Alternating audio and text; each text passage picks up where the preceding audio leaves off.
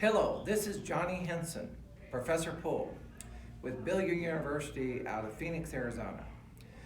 Today I want to talk to you a little bit about having a loose grip. Most players that come to my classes, the vast majority of them have way too tight of a grip.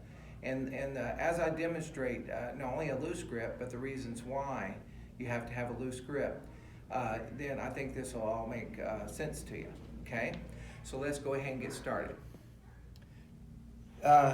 Basically, a loose grip is imperative to a player playing good pool. Basically, a lot of players, when they come to class, they have like a death grip on this stick. You even can hear the difference in sound between somebody who has a loose grip on their cue stick and somebody who has a tight grip. Let's say I'm holding this stick with a loose grip, which is basically just cupping my middle finger underneath the stick and having the thumb kind of push on the side. If you notice that, well, you might be able to see that there's a space above my stick where I can put a finger, okay? So basically, as I go back and as I go forward, it stays fluid, and there's the key. Another thing too, that let's say that I'm playing with a 19-ounce cue. This is a 19-ounce cue.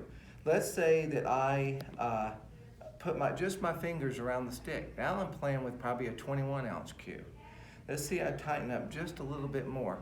Now I'm probably playing with a 28-ounce cue. Now let's say I have a death grip where I can even raise my stick up like a lot of people do after their shot. I'm probably playing with maybe a 35-ounce cue. And so basically, from shot to shot to shot, the only way you're going to be consistent is you're going to have a loose grip, because in that way, that's the only way you're truly going to be playing with the same ounce cue shot after shot after shot. There is a few examples where you might need to tighten up your grip every once in a while, but not very often. Okay? So basically, I'll demonstrate this. What you're going to try to do is you're going to try to cup your middle finger underneath your stick. And I have these little grooves, but I'll come over here. You can do it with any cue. And what you're going to do is you're just going to have these two fingers meet each other, but your stick's really going to be held by your middle finger, and you're just going to push on the side with your thumb. These three fingers don't have anything to do with anything. And you should have a space above the cue. And so basically, if you have one of these nice cues that has little ridges, you can just put your middle finger, thumb on top. You can see there's a space above the stick. Now I'm going to turn this towards you just so you can have a little easier view of it. So basically, same thing. I'm going to put my hand underneath my middle finger underneath the stick. I'm going to push in with my thumb on the side. These two fingers are going to touch. And then that's going to be my grip. And you notice that I can put my finger above the stick.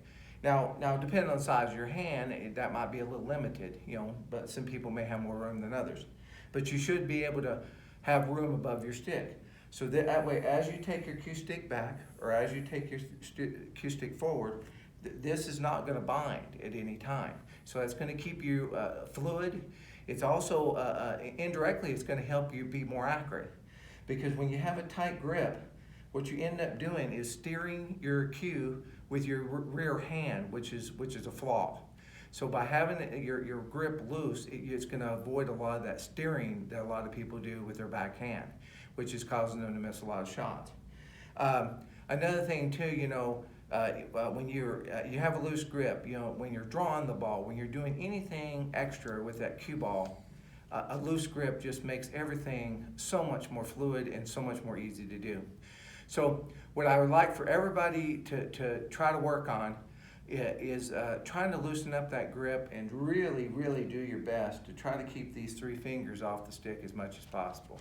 I hope this information is helpful, and good luck and good shooting.